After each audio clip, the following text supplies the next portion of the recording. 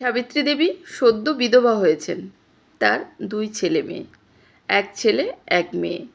ছেলেটি বড়, ছেলের বয়স 7 বছর, মেয়ের বয়স 5 বছর, খুবই ছোট।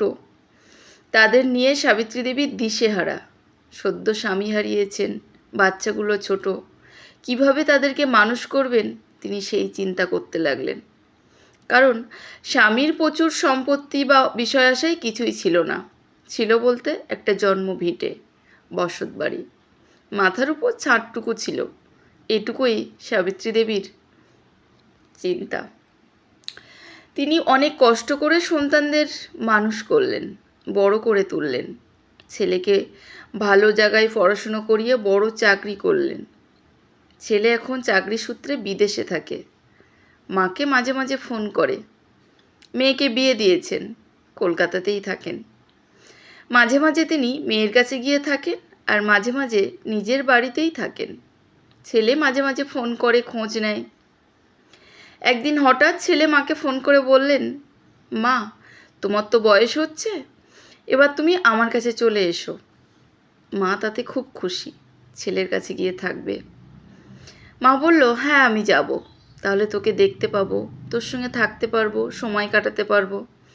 আমারও এখানে একা একা আর ভালো লাগে না। ছেলেটি বলল, ঠিক আছে মা, আমি তোমাকে নিয়ে আসব। তার আগে বসত বাড়িটা বিক্রি করে দিই, তুমি কদিন দিদির বাড়ি গিয়ে থাকতে লাগো। মা ছেলের কথা বিশ্বাস করে বসত বাড়িটি বিক্রির ব্যবস্থা করলো। নিজে মেয়ের বাড়িতে গিয়ে উঠল, মেয়ের বাড়িতে থাকতে লাগলো। ছেলে বাড়ি বিক্রি করে দিয়ে সমস্ত টাকাগুলো নিয়ে গিয়েছিল। বলেছিল, মা তুমি তো আমার কাছে থাকবে, ওখানে অনেক খরচ, টাকা পয়সাগুলো আমার কাছে থাক।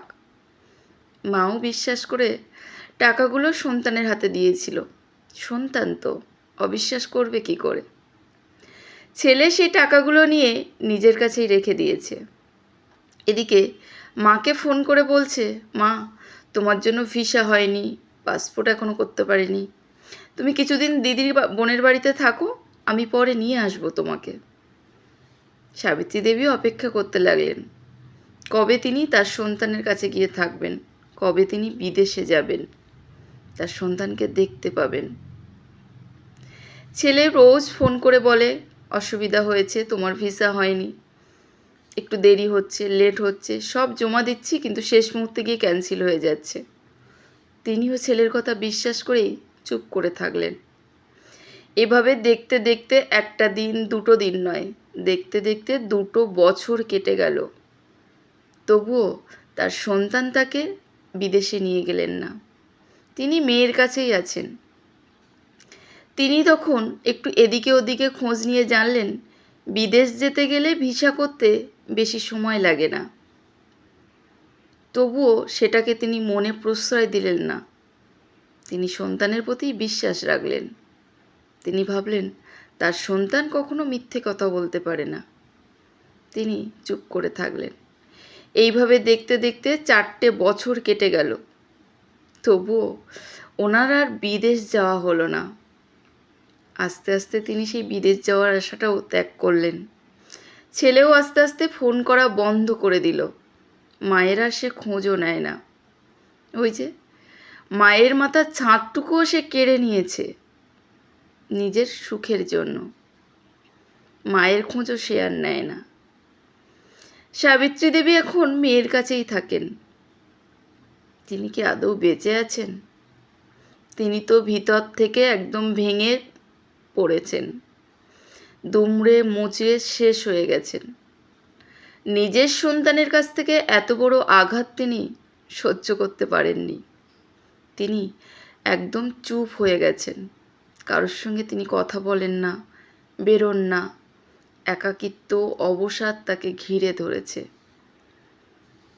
আচ্ছা, এরকম সন্তান থাকার থেকে তো নিঃসন্তান হয়ে থাকা অনেক ভালো। কি বলেন আপনারা? যে সন্তান নিজের মায়ের মাথার ছাদটুকুও কেড়ে নেয়, সে কি আদৌ সন্তান? আমার তো মনে হয় না। এরকম সন্তান না থাকার চেয়ে সবাই নিঃসন্তান হয়ে থাকা অনেক ভালো।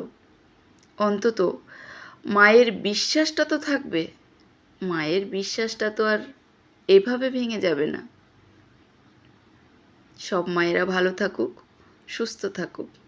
সবাই ভালো থেকো, সুস্থ থেকো। ধন্যবাদ।